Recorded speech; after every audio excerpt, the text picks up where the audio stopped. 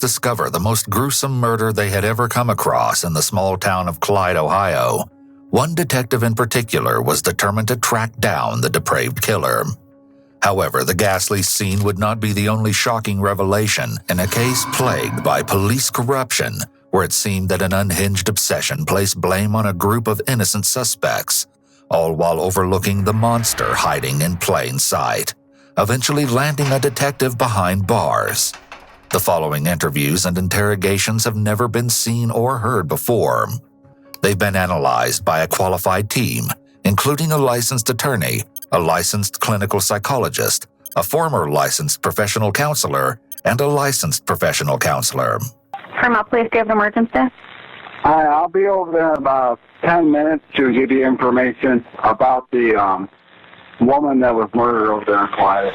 Heather Bogle was a devoted young mother working a graveyard shift at the local Whirlpool factory to support her 5-year-old daughter. It was a means to an end, as she was also pursuing a career in nursing in order to better support herself and her little girl. On April 9, 2015, surveillance footage captured Heather leaving the Clyde facility at 6:17 a.m. No one could have ever imagined that this would be the last time Heather would be seen alive.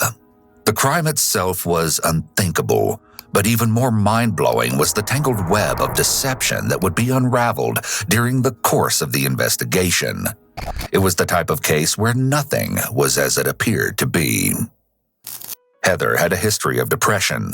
Just 2 years prior, she'd allegedly attempted to take her own life and was prescribed the drug lamotrigine. Knowing this, after she went missing, her mother feared that another attempt may have been made, and a frantic search quickly ensued. It would only be one day before Heather's loved one's worst fears were confirmed. On April 10th, police located Heather's vehicle outside the Somerton Apartments on Hickory Street in Clyde, Ohio, prompting officers to believe that she might have been inside of the complex. However, they quickly learned that this was sadly not the case. They never anticipated that while searching Heather's car, they would open the trunk to find the missing woman's lifeless body resting inside. Authorities were barely able to stomach the horrendous wounds that Heather had endured, including various bruises and marks among her legs, arms, and face, indicating that someone had mercilessly beaten her. Not only this, but shockingly, her hair had been cut off at the scalp, and her fingernails were shaven all the way down to the cuticles. She had marks around her wrists and ankles, signifying that she'd been bound and tied. Ultimately, her cause of death was determined to be 2 gunshots to her back, which punctured vital organs in her chest. Defensive wounds found on Heather's hands told investigators that, despite the horrific attack, she fought for every last second of her life. Along with this, it was determined that her Galaxy Samsung cell phone, purse, a set of keys, and Whirlpool work shirt were all missing. The police, too stunned to comprehend the horrific sight before them, were now on a manhunt for the mysterious killer. But, unbeknownst to them, their window of time was closing by the second. Still, they had a lead. Heather had been facing a rather tumultuous season in her life. She was in the middle of a devastating breakup with an ex-girlfriend, Carmela Badillo, and the relationship hadn't necessarily ended on good terms. Both of the women had met during their time at Whirlpool, and they officially began dating in 2014. Throughout the romance, the couple would often fight over various subjects, but at the forefront were Heather's supposed allegations of infidelity against Carmela. It wasn't long before their issues would create a permanent rift between the two, and the year-long relationship would come to an end just 3 days before Heather's disappearance. In texts recovered through Heather's phone company on April 8th, the fury between the two was clear. In one message, Carmela stated, "Last night wasn't something small, Heather. I have to make appointments with a cardiologist and was doing various tests all night. I thank God for my mom being there. She's the only one who will ever have my back and care about me. I would have never not been by your side. I don't ever in this lifetime want to speak to you again. Goodbye." Apparently, Carmela had faced an unexpected illness the previous night and requested that Heather come to her aid, even though they'd been broken up. But seeing as she had a shift to attend, Heather was unable to make it. In response, Heather wrote, "I had your back. I couldn't lose my job. I'm already so far behind in bills, it's ridiculous. And I have nobody to help me out or even be here for me. And you kept pushing away. I wanted to be there for you. I honestly did and still do. But I understand I cannot know what is going on if you do not talk to me. But please do continue to take everything out on me." Following the breakup, Heather also texted her friend Jerry Avalos on April 8th, saying, "I deactivated Facebook and all other social media. Literally never talked to my friends, couldn't even have a friend. She wouldn't allow it." It's a clear red flag when a partner tries to control who the other person can talk to or be friends with. It's important to remember that Heather was upset about the breakup when she sent this message, and it's possible that Carmela has a very different viewpoint on their relationship. When officers recovered Heather's body, they also discovered a shocking handwritten letter in the vehicle.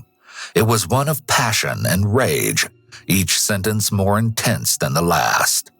Unfortunately, it's unknown what was written, but every single word had been directed at Heather, almost as if they wanted to hurt her.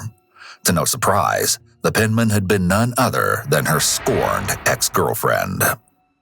But this wasn't the only relationship that seemed to be falling apart for Heather, as additional texts showcased an obscene message from her brother, Josh Fiesel.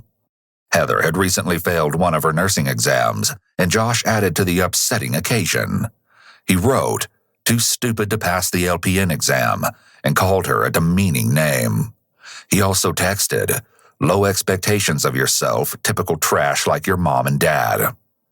Josh's cruelty towards Heather was no secret to their friends and family, but could he have gone so far as to take her life? Well, the lead detective on the case, Sean O'Connell, had his eyes set on uncovering the answer to this very question. However, as we will soon come to learn, his methods were far from the ordinary. Still, no one could have predicted the scandal that was about to unravel. Despite the varying fights with Carmela and Josh, it wouldn't take long before they were dismissed as potential suspects. As the hunt for the killer continued, Detective O'Connell quickly located a new person of interest. Tenants had reportedly told the detective that they had seen Heather frequently visiting Building 240 of the Somerton apartments, well before her body was found in the parking lot. It was believed that she would allegedly purchase marijuana from an unknown resident of the complex. When this information was discovered, Detective O'Connell began to dig and eventually found his new lead suspect, 24-year-old Kiona Bohr, thanks to a complaint filed against her by another occupant. It alleged that the scent of marijuana was emanating from her apartment. Kiona, a mother of two, was supposedly very nervous while speaking with police after Heather's body was discovered, and Detective O'Connell found this to be rather odd. Though she denied any involvement, O'Connell wasn't convinced. Despite this, following her discussion with the authorities, Kiona wrote a series of strange Facebook posts, especially under the given circumstances. "I can't believe this just happened," and "doing 8 to 10 years for murder and pleading insanity" could be seen amongst her account, only furthering the detective's suspicions. Not only this, but according to two residents of the Somerton apartments, Kiona was allegedly seen wearing the same red Mickey Mouse t-shirt that Heather's body had been dressed in, well before the tragic event. And lastly, Kiona had been romantically involved with 39-year-old Julian Kaiser, who Detective O'Connell helped to put behind bars for 10 years on a first drug offense. It seemed that the evidence against Kiona was beginning to mount. 4 days after Heather's body was recovered, Kiona was interviewed by Detective O'Connell, and as you're about to see, the tension in the room was so thick it could have been cut with a knife. Do you know that name by chance, Heather Bogle? I don't even know who she is. The only time I heard of her was when the police knocked on the door, and then I didn't even know who she was. I was like, I don't know her. And then I went inside and got on my Facebook, and I seen her on Facebook. Obviously, for one reason or another, her vehicle ends up at the Hickory Street Apartments parked in front of your building 240. The question is, why did it end up there? So we've talked to a lot of people, and we are comfortable to say that Heather has been known to frequent building 240. We feel comfortable that she was voluntarily there, probably on Thursday of last week, a couple different times. She was there, then her vehicle had left, and the vehicle had come back, and then the vehicle leaves, and then it finally comes back for the last time on Friday morning at around 1:30, okay? So why am I here, though? And I'm getting to that point. It's my understanding that Heather likes to smoke some weed. Okay, she does it on probably on a somewhat of a regular basis. She has to buy it from somebody. We know that we've had complaints on your particular apartment in reference the odor of marijuana coming from it from one time or another that led to the police knocking on your door and trying to figure out. Police has never came to my door. If the police came to my door, they better have a report. The police never knocked on my door. There is a police report. They talked to me. They spoke to me. There's a police report on March 18th. Without going back and looking at their police report, I'm not going to say that they talked to you or not, but I know there is a police report, and there are incidents reports with management pertaining to the smell of marijuana coming from your apartment. So why hasn't anybody said anything to me previously? I don't My know. landlord, the police. That's a good question. That's I guess real sketchy, because yesterday a white man came up to me and asked me, were you the one that they had got in trouble for smoking weed? It was smelling like weed in the hallway? And I said, no, that wasn't me. I don't even smoke weed. And he said, well, I do every now and then, whoop whoop, trying to get me to say something. So it was probably him that tried to call y'all. This is so silly. Possible. I mean, it's this possible. is crazy. Like, y'all just raided my house. I work at a nursing home. I'm a single mom with 2 kids. Like, this is crazy. I understand. Kiona comes across as quite self-assured. When someone is telling the truth, they may appear more confident because they know the facts are on their side. The detective should have built some kind of relationship with her prior to starting into questions about Heather. Essentially, what he has done here is without any evidence whatsoever, he has launched into an interrogation rather than conduct an actual interview first. It's my understanding, and another thing that kind of supports what we're looking at is the idea that you are or have dated a guy from Mississippi that used to work at Whirlpool, correct? Who would say that? Well, I never dated anybody. Just because I talked to somebody, like... All right, so you talked to somebody, you associate they're not even yourself. here. They've been left months and months and months ago, so... Okay, what's months and months and months ago? Like, months ago, when they went home, we was never dating. Who's the 2 guys that keep coming and going out of your apartment? It doesn't matter. It doesn't matter. How does it matter? My personal Because business, I don't know this girl. Your personal business is not becoming our business. Okay, so who I sleep with is y'all business. No. Like, I mean, that's what I do. That's all I'm doing, so that doesn't have anything to do with this. That's what I'm saying. These are the questions that we're going to ask, and these are the questions we're asking. Okay, well, I mean, if I need a lawyer, I can get a lawyer, but I don't. You can. I mean, I'm just saying. You're not charged with anything. We're You're not under investigating a arrest. homicide. If we can tie your apartment into a homicide You investigation. can't tie my apartment. You can. Maybe not. I don't. I know you can't. I don't even know this girl, so I know But for that's- 100% you can't. Apparently, 2 different men had visited Kiona at her apartment on various occasions in the recent past. Omar Satchel and Carrie Jeffrey. It wasn't long before Detective O'Connell considered them additional suspects in Heather's gruesome murder, and soon we will see exactly why that was. But this is the thing. That's why we're asking. That's why we're asking the questions. And if Right, you tell but us you that- guys just raided my apartment. You know, yesterday when I went to my house and got that paper, my neighbors ran for me. Like, I'm out here killing people. Like, y'all just ruined my life over this because I smoked some weed. Like, this is crazy. Okay, we had probable cause to search your apartment. Okay, that's fine, but I'm just saying, like, that's... right. I never seen this girl in my life. Don't Okay, know this maybe girl, you have, nothing. but maybe those who you associate yourself with have. Maybe people they associate themselves with. Did you talk to the previous Why neighbors are that you lived being there? so reluctant on wanting to tell us who you Because associate? y'all just raided my house and took my baby daddy to prison for 11 You years. know what Y'all it think I'm sounds like to me, Kiona? It sounds like What? you're withholding information. No, it to a sounds like homicide. this is ridiculous. There is an important distinction here with Kiona talking about getting a lawyer. She didn't unequivocally ask to speak with a lawyer, which is why the officer continued talking to her. If this case were to go to trial, Kiona's attorneys could have argued that this should have been interpreted as a request for counsel. But it's not incumbent upon police to clarify statements, and they don't have to stop an interrogation if a suspect makes an ambiguous statement about requesting counsel.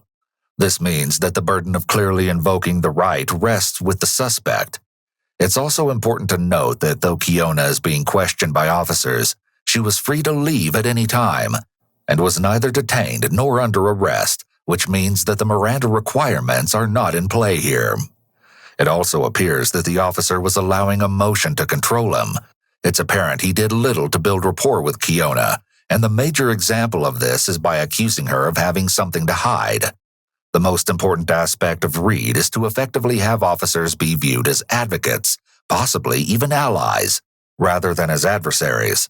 Instead, the officer should have engaged in asking more open-ended questions, rather than throwing multiple accusations at Kiona. By failing to literally be curious and invite Kiona to tell her story, the officer instead made judgments which shut down further discourse, and didn't do anything to win her over. It's not uncommon to see officers become frustrated during an interview or interrogation for a number of reasons. However, a much better strategy is to show the suspect a way out of the mess they find themselves in. This way out is generally couched as the truth will set you free. Most of the time, it won't set them physically free, but it can be a means to unload a burden via telling officers the truth. In these circumstances, officers emphasize remaining open and non-accusatory, even when presenting facts that contradict previous statements. This allows the conversation to continue. Y'all just ruined my life for some little. Yeah, we didn't ruin This anybody's ain't little, life. it's a homicide. I mean, but I don't know anything about it. But this is what I'm. Apparently you do, because you're not telling us who your boyfriends are. I don't have boyfriends. Then who are the guys that keep coming It and doesn't. going? I don't know. It does matter, because we're talking about a homicide. I mean, am I being charged with something? Am I getting arrested? Not yet. Okay then. I mean, I can get a lawyer and come back. If you want to get a lawyer, go get a lawyer. That just tells me you got something to hide. I don't have anything to hide, but I know how y'all you are. feel the need. Oh, how are we? I don't know. Because we got your boyfriend fathered your baby with a bunch of dope, and he's Right. been a doper for his whole entire life. Okay. We're in the wrong. So for that's that? why you raided my house. No, that's not probably, why. That's probably because you why. had marijuana in your house. But you didn't know that? Yeah, we did. We How'd had you know reason to that? believe it. You had reason to believe that because somebody Yeah, said we that. had probable cause. Because someone said they smelled odor, never been in my house, never talked to me. The police didn't come to my door and see if there was marijuana. Your odor coming out association my with house. Julian Kaiser when He's you were been in living prison there? for how long? I don't care. You're still It doesn't- associated so with Julian I'm associated Kaiser. with All somebody right, that's you in know what? prison. Do you want to talk or not? I don't want to talk. Okay, have a good day. Thank you. So You're now involved in a homicide investigation. Very good. The detectives may be misinterpreting Kiona's reluctance to share the names of the two men. She's likely trying to protect her friends, but that does not mean they are guilty. It's also extremely manipulative for the detective to tell her that by asking for a lawyer, she had something to hide, when in actuality, he was just irritated that she was making a smart decision for herself. Nonetheless, the unrelenting pressure from the detectives left all parties in a state of frustration. But Kiona was living a real-life nightmare, suspected of murder, and was now in a fight for her life. After the troubling interview, authorities were looking into the possibility of charging 3 people with the crime, as they began to investigate Omar and Kayri. Omar, who had previously served prison time for home invasion and firearm charges, had allegedly sold marijuana to Heather, as reported by O'Connell, although this has never been confirmed. When police finally spoke with Omar, he supposedly admitted to having stolen a .380 caliber firearm from his fiancée, but claimed to have sold the gun to a resident living in Michigan not long after. Along with this, authorities allegedly found him to be in possession of unidentified pills and a pocket knife with a blonde strand of hair attached. In an interview with the Fremont News Messenger, Omar adamantly denied that he had ever met or known Heather, gravely pleading for his innocence. In a shocking quote, he described his encounter with Detective O'Connell by saying that, "Sean O'Connell told me, I know it's not you, but I'll make it you." Of course, the detective would deny having ever uttered the threat, but the truth of the matter remains up in the air. Be that as it may, later actions by O'Connell that you'll soon learn of might have you drawing your own conclusions. Omar also stated that during the days of April 8th through the 10th, when Heather was missing, he was residing at the Days Inn Hotel. At the time of Heather's murder, he claimed to have been visiting 3 separate bars in the Fremont area. However, it has also been reported that he was actually hiding at Kiona's apartment in an attempt to evade an arrest warrant. Despite this, O'Connell was still extremely skeptical and supposedly insinuated that Omar could have still traveled from the various locations to commit the crime. Still, his focus shifted to his final suspect, 26-year-old Kayri. As a supposed friend of Omar's, Kayri was just as much on Detective O'Connell's radar, and he would do anything to prove their guilt. According to a source, Kayri was apparently seen throwing a suspicious black bag into a river on April 10, 2015, presumably containing a firearm. O'Connell asserted that the supposed gun was used in a homicide, potentially Heather's, and quickly released a full dive team to recover the weapon. But to O'Connell's dismay, the search would prove to be unsuccessful. Claiming that Kiona, Omar, and Kayri were likely the murderers, the detective was still missing one important piece of information: the motive. Why would any of them want to hurt Heather, let alone kill her? Not even O'Connell could say, but suddenly, in the blink of an eye, another disappointment abruptly struck the desperate detective, and it would send the case in an entirely different direction. Underneath Heather's fingernails was a small amount of DNA. The results were shocking, concluding that neither Kiona, Omar, or Kayri had come back as a positive match. In an instant, their names were cleared. At least, that's what should have happened. Instead, O'Connell stuck to his original claims, not stopping to even ponder the possibility that he might have been wrong. But his delusions would only lead him further away from the actual killer. This just goes to show how detectives can sometimes develop tunnel vision and narrow in on a suspect, while ignoring other possibilities, despite sufficient evidence. O'Connell had already spent a lot of time on the premise that Kiona, Omar, and Kayri were involved in Heather's death. He may have been afraid that if he admitted his mistake, he would look incompetent to both the public and to other members of law enforcement. In addition, he was likely experiencing a psychological principle known as confirmation bias. This means that people are more likely to accept information that supports what they already believe, and, on the other hand, may discount information that doesn't align with those beliefs. With this in mind, just over a year later, Kiona is demanding answers. I just want to know when y'all are going to tell them that I'm not involved in this and I can clear my... She's saying she knows that her DNA won't come back. It's at what point do we say? What point are you going to go that I'm not explaining? For a year, the detective would supposedly harass Kiona, frequenting her place of work with additional officers. At one point, he apparently gathered Kiona's co-workers for a meeting, although the subject of the matter has never been reported. It wouldn't be too long before the single mother found herself out of work while struggling to make ends meet. Every job interview for a new position was to no avail, and it seemed that O'Connell was never going to let her out of his grasp. These were likely acts of intimidation on O'Connell's part, which is a form of manipulation. He may have believed that he could scare Kiona into confessing, which would have been coercion. Yet, after securing a lawyer, Kiona was able to restrict her contact with the detective, but that wouldn't stop O'Connell from allegedly speaking with her acquaintances.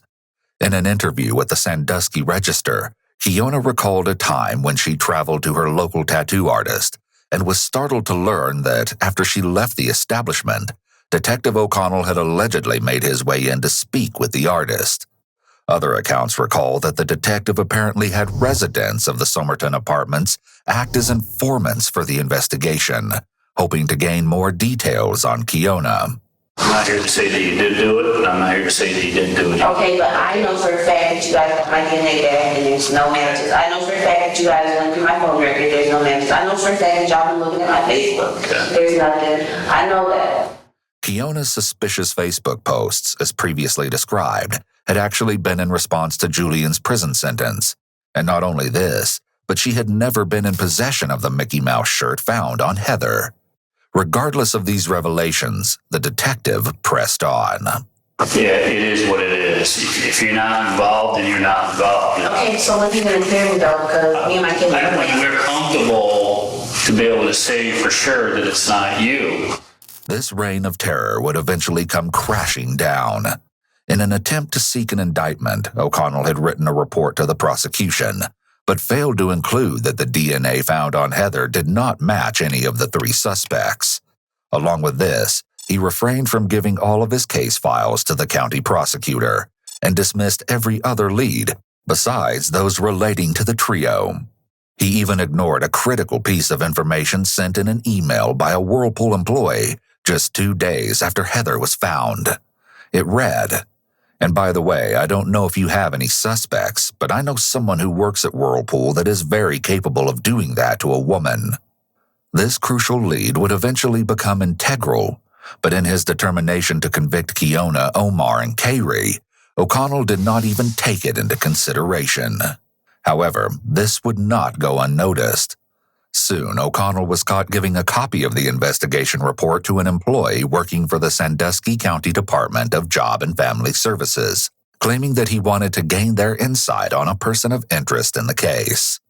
Once this was discovered by the sheriff, the detective was immediately placed on leave, but it only took a week to uncover the extent of his malpractice. As a result, the detective was quickly let go from his position and was facing an increasing amount of legal charges, which included misleading a public official and tampering with evidence. O'Connell had broken the law that he vowed to protect and was eventually sentenced to 2 years in prison. Although this would not be the end of the shocking corruption, seeing as how another scandal had just as quickly broken through the walls of this quiet and quaint little town. Sheriff Kyle Overmeyer, also working on Heather's case, had been caught stealing drugs from the drug take-back boxes in northwestern Ohio. Facing an ongoing opioid addiction, Kyle was sentenced to 4 years in prison in December of 2016. But during this time, he was able to sit down with authorities to give his side of the story on what happened with former Detective O'Connell. And we'll get into more on Sean about what he did, but a lot of stuff was secret squirrel with him, and he did his own thing, and I entrusted in him as a detective, and because you can't do it all, you can't be a detective and a sheriff and wear all the hats. He was dead set on Kiana Boer, and then he found out that Omar might have been out. Was hiding out there. He was there that night supposedly, and there was a warrant for his arrest. And that's where it all unraveled, where he became obsessed. Why is that? I don't know. See, now here's another thing I've been told. Yeah. That he had a personal vendetta against Kiana Boer. Kyle gives a brief rundown on how O'Connell helped to imprison Kiona's ex-boyfriend, Julian, and why that might have placed the single mother at the top of his suspect list in Heather's case.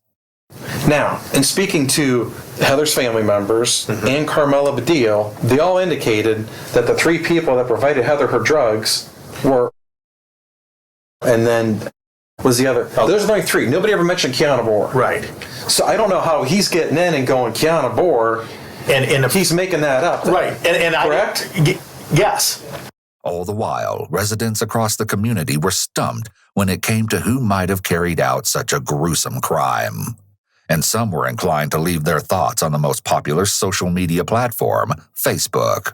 One user wrote a post insinuating that Carmela, Heather's ex-girlfriend, may actually be the one that authorities were looking for. The sad thing about this is just a few days after it happened, my brother worked with a guy who no longer works there with him, but he stopped over and told me his sister and Heather had a thing, and that she might have had something to do with it. I called O'Connell to report what I was told at the time, but nothing was done. Was Heather's ex-girlfriend the perpetrator who'd been hiding in plain sight, or was there someone else sneakily going unnoticed? Still, others had their own opinions. One person even stated that he knew more about the situation than most. A lot of time and dedication was lost, and I have proof. I want it done right. I had to bring up a perfected parliament to do what I did and walk it through like a gentleman. Most eerie of all, this person was well aware that corruption was lurking. I trust very few when the problem goes all the way to the top. In addition to the online chatter, others took their concerns directly to authorities. One account in particular stood out. Michael Abdu, a resident of Fremont, Ohio, was in a frantic rush to give a statement on an alleged conversation that had taken place at a nearby bar. Fremont Police, do you have an emergency? I'll be over there in about 10 minutes to give you information about the woman that was murdered over there in Quiet. Michael claims that he met 3 men at the local bar, where one had allegedly explained to him that he ordered the hit on Heather. Michael refers to this man as Mississippi. 2 other gentlemen had also been present, but he didn't know their names. They informed me how they killed her in a residence and took her body and put it in the trunk of the car. He said, if you got any family, I suggest you do the right thing. I said, I don't understand what you're talking about. And then he said, I was the person that took care of the white girl over in Clyde. The black man said this.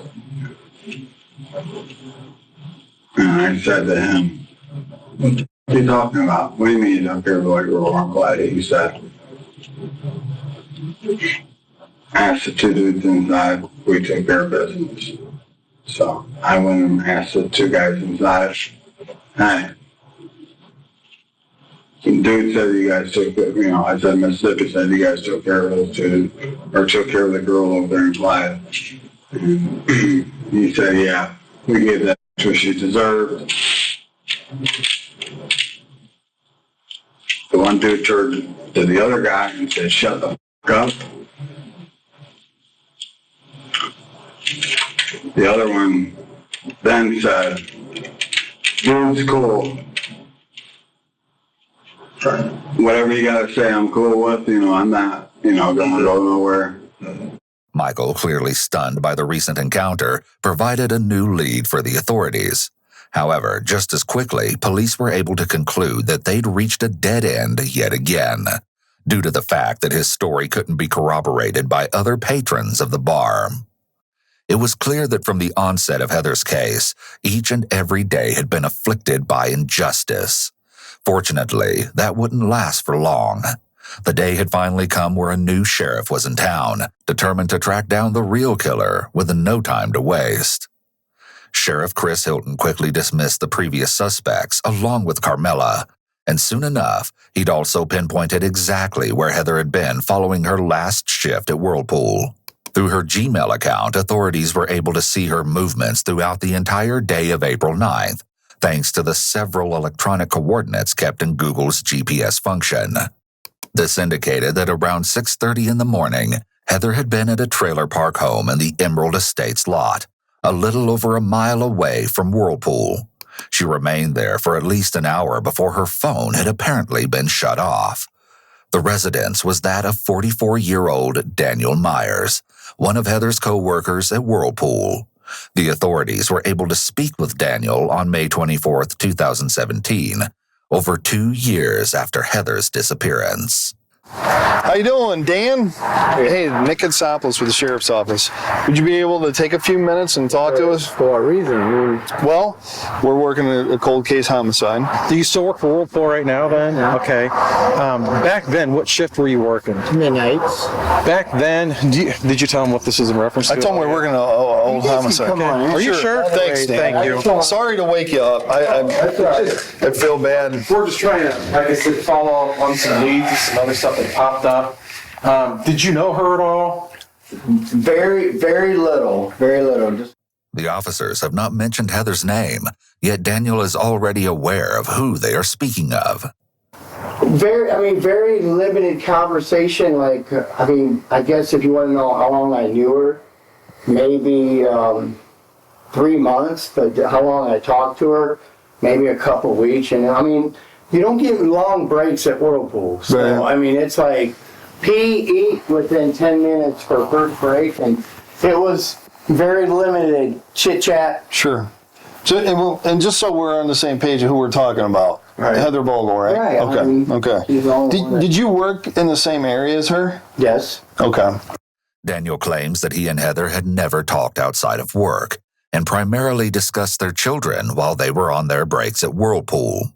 She was just a sweetheart. She was very concerned about her kid, worked hard. She was always sweeping whenever she wasn't doing it. It was sad. I guess it's a little odd that, you guys are...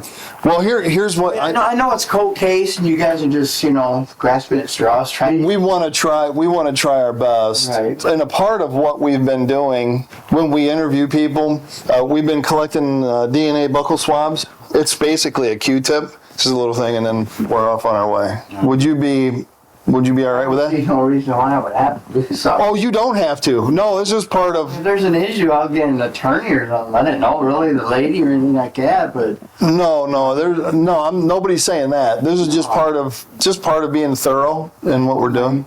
I'll pass until there's some issues to where, I'll get my attorney and see what he has to say, but I'm going to pass on that.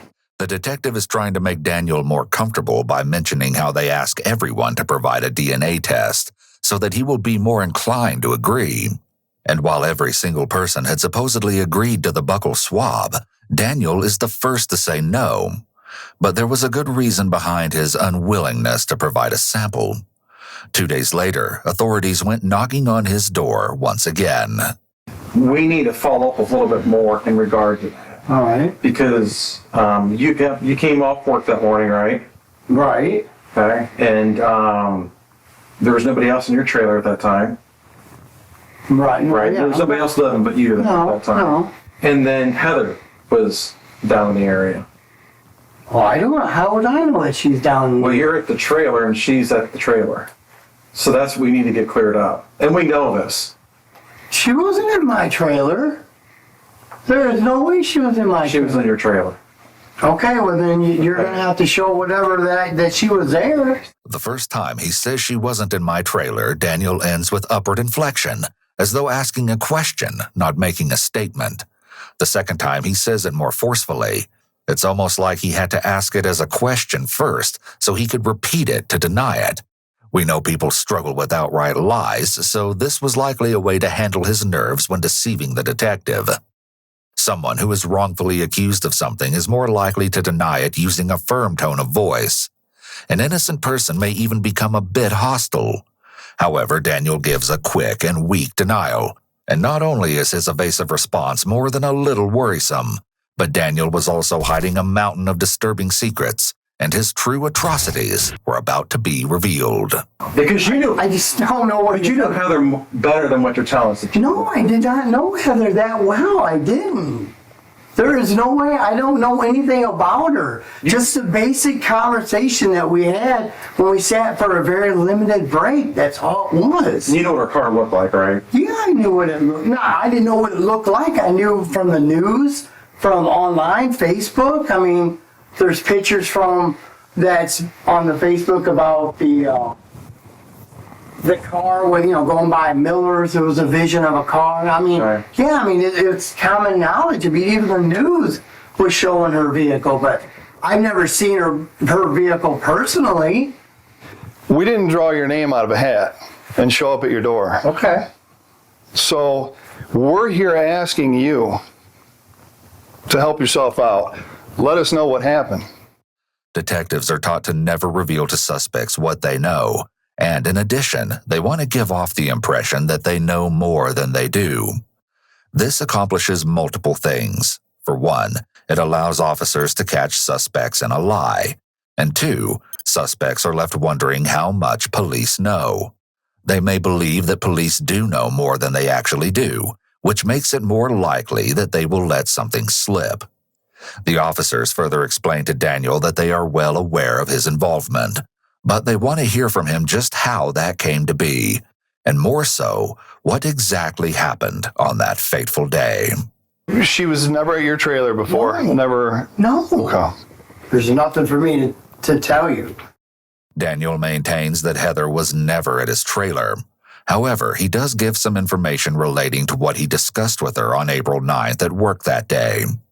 After failing her nursing exam, she was already feeling down on herself, but the cruel text she received from her brother had only worsened these emotions. When Heather saw the message from Josh around 3:44 a.m., Daniel was supposedly the shoulder that she would cry on. He states that nothing more happened, but as police would soon learn, this couldn't be further from the truth. Following the intense confrontation, they informed Daniel that there is a warrant for his trailer in addition to his DNA. From here on out, Daniel would be unable to hide the monstrous lie that was masked behind his seemingly normal facade. However, what you're about to see is more shocking than you could ever imagine. Taking a closer look, authorities were stunned to learn that Daniel had apparently mourned the loss of Heather. He attended her funeral and signed the registry book thereafter to pay his respects, even going out of his way to donate $125 to the GoFundMe account of Heather's family, writing a now disturbing message. Heather, you were such an amazing person. Although we've only known one another for a short time, I've come to appreciate our talks about our kids. I'm distraught that there will be no more of your smile at work. You will always be in my thoughts. Your daughter will always be in my prayers. God bless you, little Missy. Danny and Ethan Myers. Apparently, he had also posted to Facebook that he was unable to eat or sleep due to the frightening situation. Daniel likely enjoyed inserting himself into Heather's world this way. He may have felt a secret thrill at the funeral, playing the part of a grieving co-worker, all while relishing in the fact that he was the only one who knew the truth about what happened to her. In addition, he may have believed that staying close to the situation would make him appear less suspicious. But as the investigation continued, it was quite clear to police that things weren't adding up. Just 5 days after Heather was found, Daniel had purchased new plywood flooring for his home, and at the end of the month, a new mattress. Along with this, over a year later, he made a trip to the local dentist to repair a set of cracked and broken teeth. But the reason for the dental visit would be anything but typical. Several other purchases were also discovered, such as materials to repair a deck, lawn chemicals, light bulbs, galvanized nails, and paint. But this could all be explained away, even though a new revelation was far more difficult to rationalize. A warrant had finally been obtained to perform a DNA test on Daniel, and it concluded that the sample from underneath Heather's fingernails was a complete match to that of her co-worker. Over 2 years later, the truth of the devastating matter would finally be revealed. When police officially searched Daniel's trailer, the findings were unsettling, to say the least. Upon entering the residence, investigators found various adult toys, surveillance equipment, a Dell laptop, disposable cameras, handcuffs, jewelry, a pair of women's underwear, and a Samsung Galaxy cell phone. Furthermore, they located several red and brown stains on the bottom of Daniel's carpet. A sample taken from the rug would later come back positive for blood. Not only that, but Daniel had been keeping videotapes, documenting his encounters with women, and had bizarrely Googled nursing textbooks online. In addition, GPS locations from Daniel's truck uncovered that he had frequently driven by Heather's house between the months of March and April of 2015, and had even made his way to the Somerton apartments on one occasion. But once the horrific event took place, his travels around these specific locations came to a sudden halt. This could suggest that Daniel was obsessed with Heather and stalking her, but at some point his behavior escalated. It's possible that if Heather discovered that he was following her and she confronted him, he may have lashed out. Alternatively, he may have expressed interest in her and she rejected him, which made him angry. On top of this, there was also alleged evidence that Daniel may even be connected to more than one crime. On June 1st, 2017, 2 years after Heather's horrendous murder, Daniel was finally taken into custody. One of the investigators asked the other officer to remove the handcuffs from Daniel and instead handcuffs him to a hardpoint in the interrogation room. It seems as though the officers aren't comfortable at this point to completely uncuff him. Okay, you were told you were under arrest, correct? Okay, no Miranda rights at all. Okay. Okay, nobody's spoken to you yet. That's what we're going to do this right now. Right. Oh, you are under arrest. And that, I heard the deputy tell you that when we were out there. No, he's not. Okay. And he said that, but didn't tell you anything else. Right. Okay. We're here to tell you this is in connection with the Heather Bola hunt. Okay. The officer reads Daniel his Miranda rights, and he quickly requests an attorney, although he still answers one question. What is your passcode for your cell phone? I had about a week. Can I write it down? Yes. Nobody lives on there. Passcodes to cellular phones are protected under the Fifth Amendment in some jurisdictions, and the contents of a phone are generally protected under the Fourth Amendment. In all likelihood, Daniel just waived some very important Fourth and Fifth Amendment protections by voluntarily giving up his passcode and consenting to a search of his device. You should never give up a phone, its passcode, or its contents without a warrant. Even then, good counsel will attempt to have this warrant overturned, or the admission of evidence obtained via the warrant excluded from evidence. By surrendering these rights, officers no longer need to develop probable cause to obtain a warrant in the first place. This essentially allows them to go on what attorneys call a fishing expedition, where they might find evidence of a crime, but may also find additional evidence linking a suspect to other previously unknown or undiscovered crimes. Waiving these rights places the suspect in greater jeopardy from this perspective. Assuming the case goes to trial, the suspect has harmed their case by freely offering additional and possibly incriminating evidence to the prosecution. You get your attorney, you get situated in, you let me know. We'll sit down with you and your attorney. I think you got a story to tell. And it was quite the story. Following his arrest, 10 other women had come forward, claiming that they had been assault victims of none other than Daniel himself. And while incarcerated, the suspect had attempted to regain contact with many of his alleged victims by writing handwritten letters. Although in a conversation from jail, he learns that this may not be a possibility with at least one woman. Did you get a chance to go see what the address was? He said she does not want anything to do with you. Oh, well, how does that then? Talked to her about 3 weeks ago. Huh? Well, why didn't you mention something to me? Because I didn't want to hurt your feelings. Well, it don't hurt my feelings. I just wanted to send her a card, but she said don't, because if you do, she'll get you for harassment. I mean, a lot of these women that you want to say you're trying to contact, they're scared of you. Right? You know, I don't know, Danny. I don't know what you want us to do. Right, well, enough said. In one of the letters, Daniel wrote, "So many emotions in one, not sure why I'm writing now. First off, I guess you really didn't know me after all. I was never violent with you.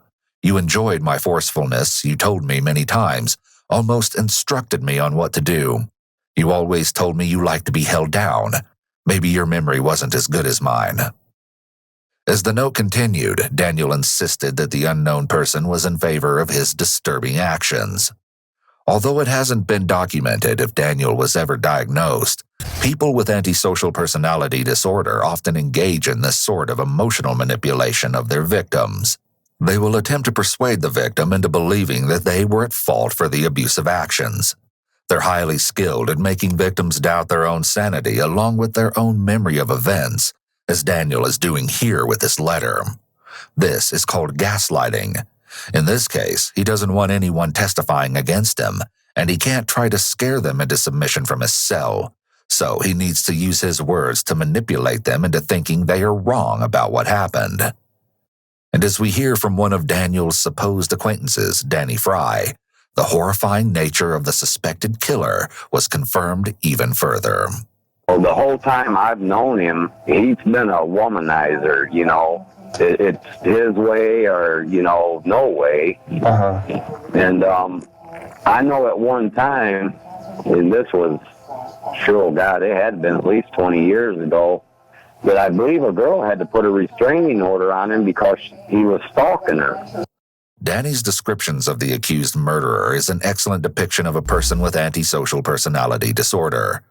These individuals will often put their needs first and have little to no concern for the needs and feelings of others. This is how people like Daniel are able to commit such horrific crimes. In fact, people with severe antisocial personality sometimes derive pleasure from seeing the pain of their victim, physical or emotional. Many of these individuals are considered sadistic for this reason. He was dating her, and she broke up with him, and he couldn't let it go. This is because individuals with antisocial personality disorder don't consider the feelings or desires of the other person. They function in pursuit of what they want, and only what they want. Additionally, these individuals often have an inflated sense of self. Many of them think so highly of themselves that it is to the point of delusion. This can often cause them to become very vindictive and even aggressive if a love interest or romantic partner rejects them. He was married to a girl named Kimberly at one time, and I guess she didn't tell me until here a while back that he used to be abusive to her, too. And then he was also married to a Bobby girl at one time, and she said that he was abusive. Daniel and Bobby had a daughter together named Tabitha. On March 28, 2018, she sat down with detectives to give chilling details on the horrors that she encountered as a child, all thanks to her father. Supposedly, when she would visit Daniel every other week, seeing as he and Bobby were no longer together, Daniel would always have a new woman at the house while acting out his violent fantasies. To no surprise, the women were allegedly under Daniel's rule, whereas he would punish them if he didn't approve of their behavior. He would reportedly grab the woman by her clothes or hair and take them to his bedroom. Once the door closed, Tabitha could supposedly hear the blood-curdling screams coming from inside of the torture chamber. It was something that she would never forget. When he dated, he was dominant. They done what he told them to. No first-hand knowledge or witnessing anything like that? No, I've never seen him physically hit a woman or nothing, just what they've told me and, things like that. Okay. And then I don't know if my sister told you, but she had told me, I think it was beginning of the summer or whatever, that he tried to handcuff her to a chair. He paid her to come clean his trailer, and he tried to handcuff her to a chair. Wow. She did have bruises on her, her wrist and stuff. He also claims that Daniel would use derogatory terms when referring to his girlfriends, basically to the point of dehumanization. This suggests that Daniel may have had a paraphilia-related mental disorder known as sadism, where an individual gains satisfaction when causing pain or fear in their partner. On top of this, psychopathy and sadism are linked, although the cause of this is unknown. But as we creep a little further down this twisted path, we learn that Daniel's crimes were darker, and there's a chance that Heather wasn't his only victim. Did you know Leanne Sluter? No, I did not. Okay. Yeah, there was about 5 or 6 years there that me and him didn't talk because my house got broken into, and some people told me that it was him because they seen him walking from behind my house that night.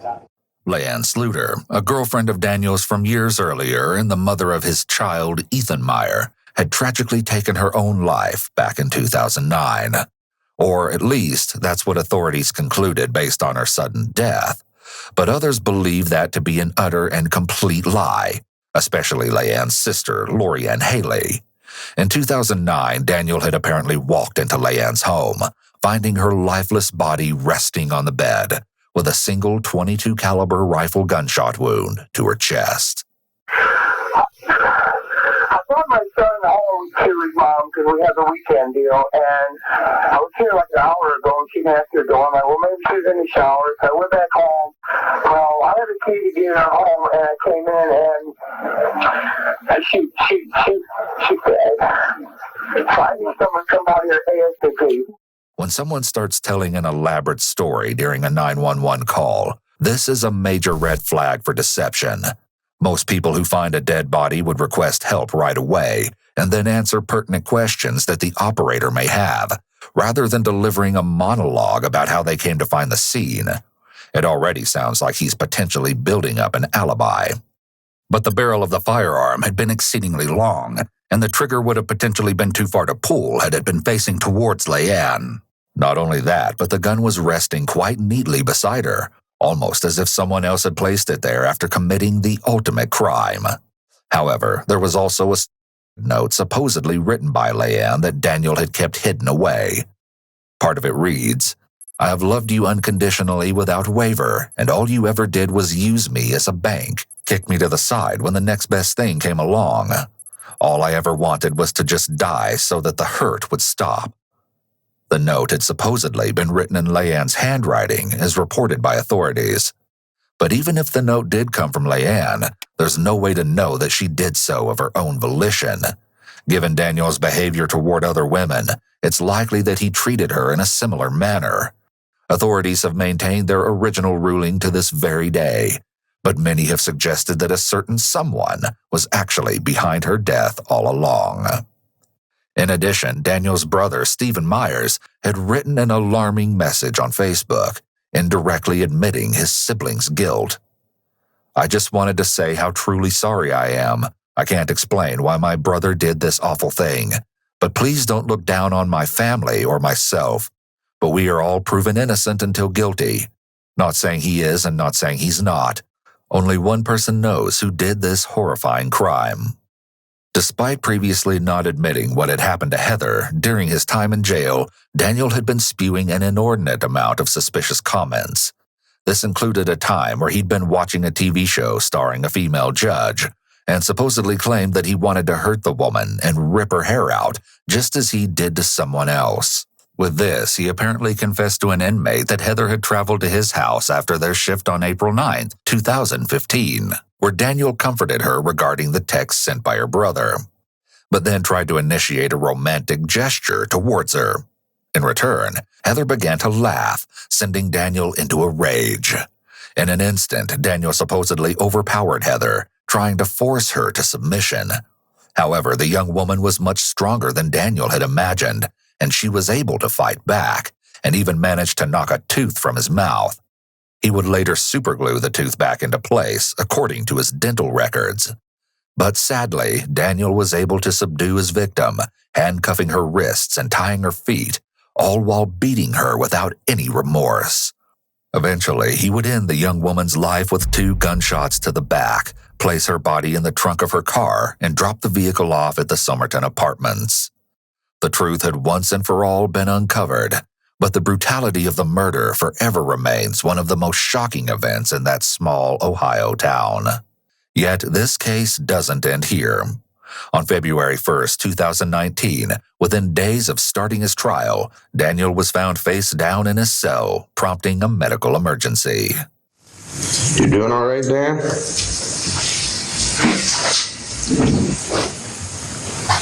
I'm just laying down on the floor, face down. Yeah. Hey, Dan, can you hear me? You all right? What's going on? You got any pain anywhere?